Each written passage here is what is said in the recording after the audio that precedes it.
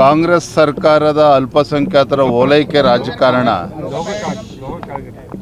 ಇವರ ಓಲೈಕೆ ರಾಜಕಾರಣದ ಪರಿಣಾಮ ಒಂದು ಕಡೆ ಆದರೆ ಹಿಂದೂಗಳಿಗೆ ಅಪಮಾನ ಮಾಡುವಂಥ ಕೆಲಸ ಕಾಂಗ್ರೆಸ್ ಸರ್ಕಾರ ಬಂದಾಗಲಿಂದಲೂ ಕೂಡ ನಡ್ಕೊಂಡು ಬರ್ತಾ ಇದೆ.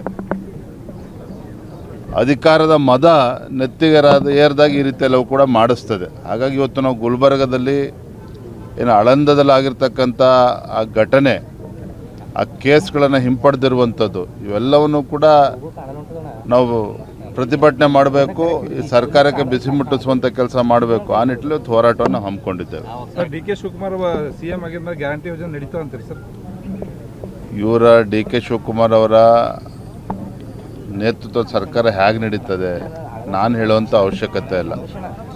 ತಮಗೆ ಗೊತ್ತಿರೋ ಹಾಗೆ ಕಳೆದ 3 ವರ್ಷದಲ್ಲಿ ಈ ಕಾಂಗ್ರೆಸ್ ಸರ್ಕಾರ ರಾಜ್ಯದ ಅಧಿಕಾರಕ್ಕೆ ಬಂದಾಗಿನಿಂದ ಯಾವುದೇ ಒಂದು ಅಭಿವೃದ್ಧಿ ಕೆಲಸ ಕಾರ್ಯಗಳು ಮಾಡೋದಕ್ಕೆ ಸಾಧ್ಯ ಆಗಿಲ್ಲ.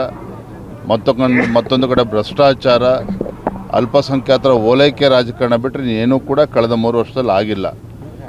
ಇವರ ಗ್ಯಾರಂಟಿಗಳಿಂದ ಇವರ ಕೈಯನ್ನು ಕಟ್ಟಾಕೊಂಡಿದ್ದಾರೆ. ಅನುದಾನದ ಕೊರತೆಯಿಂದಾಗಿ ಇವರು ಕೂಡ ಡಿ ಕೆ ಶಿವಕುಮಾರ್ ಅವರು ಕೂಡ ರಾಜ್ಯದ ಅಭಿವೃದ್ಧಿಯನ್ನು ಮಾಡೋದಕ್ಕೆ ಸಾಧ್ಯ ಇಲ್ಲ. ಹಾಗಾಗಿ ಆಗಲೇ ಅವ್ರು ಇನ್ನೂ ಚಾರ್ಜ್ ತೊಗೊಳ್ಳಿ, ಮುಖ್ಯಮಂತ್ರಿಯ ಪ್ರಮಾಣ ವಚನ ತೆಗೆದುಕೊಳ್ಳಿ. ನಾವೇನು ಭಾರತೀಯ ಜನತಾ ಪಾರ್ಟಿಯನ್ನು ಹೇಗೆ ಎದುರಿಸಬೇಕು, ಏನು ಮಾಡಬೇಕು ಅಲ್ಲವನ್ನು ಕೂಡ ಹಿಂದೂ ವರ್ಗದ ನಾಯಕನನ್ನು ಕೆಳಗಿಳಿಸಿ ಅವಮಾನ ಮಾಡಿದ್ರು ಅಂತಂದು ಪ್ರತಿ ಸರನು ಬಿಜೆಪಿ ನಾಯಕರು ಅನ್ಕೋತಾ ಬರ್ತಿದ್ರು ಸರ್. ಕಾಂಗ್ರೆಸ್ ಅದನ್ನು ಸಮರ್ಥಿಸ್ಕೊಂಡು ಬರ್ತಾರೆ. ಏನು ಹೇಳ್ತೀರಿ ಸರ್ ಸಿದ್ದರಾಮಯ್ಯ ಅವ್ರನ್ನ ಕೆಳಗಿಳಿಸಿ ಡಿ ಕೆ ಶಿವಕುಮಾರ್? ಸಾಕಷ್ಟು ಸಮಯ ಇದೆ ಎಲ್ಲವನ್ನು ಕೂಡ ಚರ್ಚೆ ಮಾಡೋದಕ್ಕೆ. ಫಸ್ಟು ಡಿ ಕೆ ಶಿವಕುಮಾರ್ ಅವರು ಅಧಿಕಾರ ವಹಿಸ್ಕೊಳ್ಳಿ, ತದನಂತರ ನಾವು ಏನು ಮಾತಾಡ್ಬೇಕು ಮಾತಾಡ್ತೀವಿ.